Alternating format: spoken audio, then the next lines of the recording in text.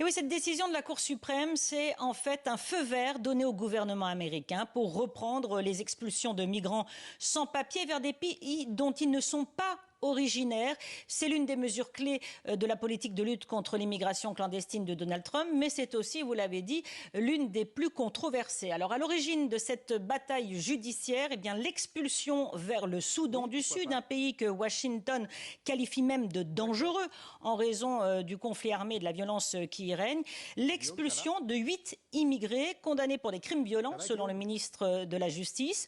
Or, un seul des 8 migrants est sud-soudanais, les autres sont originaires d'Asie, de Cuba et du Mexique. Alors, leurs avocats avaient saisi la justice, expliquant que justement ces migrants n'avaient pas eu le temps, n'avaient pas eu la possibilité de dire que ce pays pouvait être dangereux pour eux.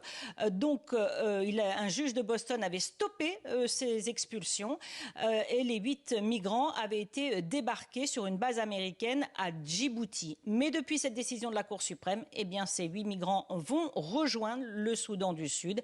Ce n'est pas fini, cette bataille judiciaire, hein, ça va être jugé en appel, mais en attendant, donc, les expulsions de migrants dans des pays tiers, eh bien, est autorisé désormais. Il y a le feu vert de la Cour suprême.